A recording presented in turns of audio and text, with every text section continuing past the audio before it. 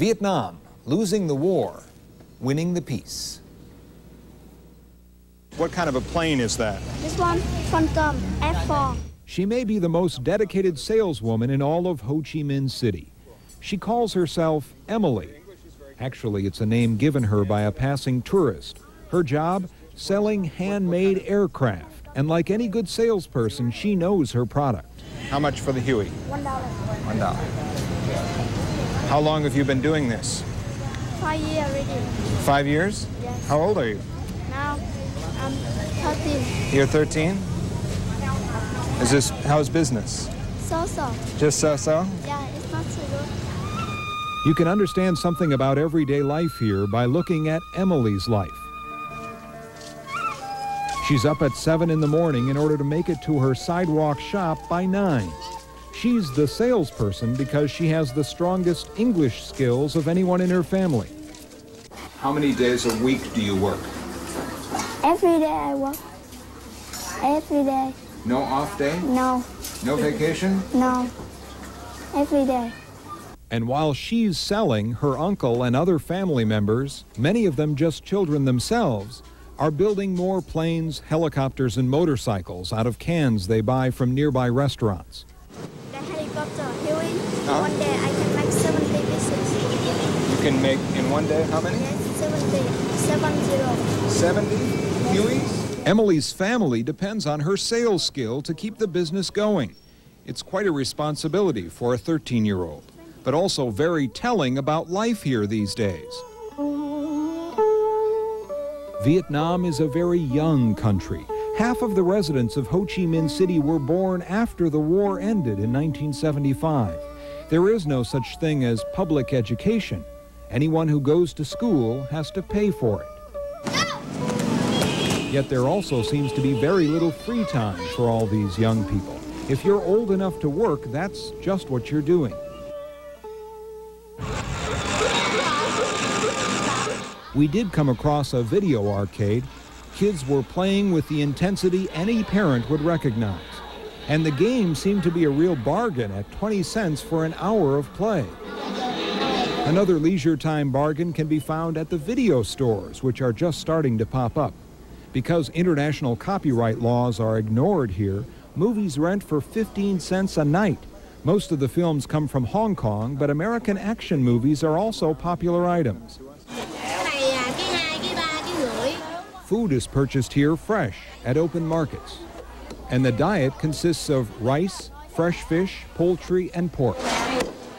Back at home, 5 to 10 people might live in a small 2-room hut. And while the accommodations may be Spartan, it's not unusual to see a stereo and TV set nearby, purchases made in just the last few years. As for street crime, you're probably safer on most of these streets than you would be in parts of many American cities. But just as in any big city, there are certain places you don't want to be after dark. This is such a place. It's called District 4. People aren't allowed to have firearms anywhere in Vietnam, so you're not going to be held up. But in this area, you'll find unemployment, drug abuse, and crime. Broken down shacks sit next to rancid rivers that serve as open sewers. Those without education, foreign language skills, or those too closely associated with the American military of 20 years ago can have a rough life. Take Tran Van Ut, for example. He's a day laborer, helping tear down a building by pounding away at the cement supports with a sledgehammer. Hard, dangerous work. 8 hours a day, and for how much? $5 a day, and that's considered the top of the wage scale for him. When the day is over, Tran Van Ut pedals away on his bike, hoping to earn enough sometime to join the estimated 1 million scooter owners in Ho Chi Minh City.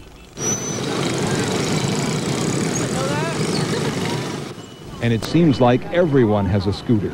On Sunday night, the big night for socializing in the city, you can easily find a family of 4 squeezed onto a scooter. It's Vietnam's version of the family sedan. Kids and families alike cruise around the streets near the old downtown. And on this particular night, just before we were ready to head home, we checked on our friend Emily. She was still on the job, watching over her cousin and hoping for at least one more sale before closing up shop. It was nearly 10 p.m.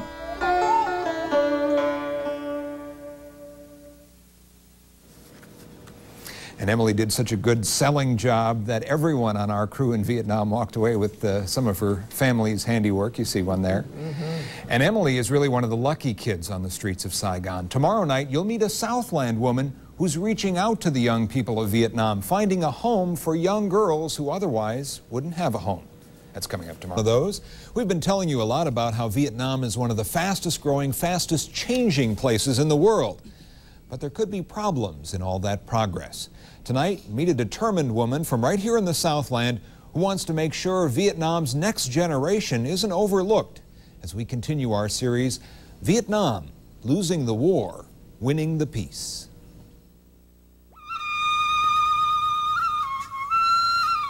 They could very easily get lost in the rush to prosperity. They are the new street kids of Vietnam, and they are the passion of Nam Ho. Nam Ho left Vietnam years ago. She raised a family in Los Angeles, and now she's remembering her roots, and she's reaching back. Where others are happy with the new Vietnam, Nam Ho looks deeper. I see a lot of changes. I see a lot of nouveau riche.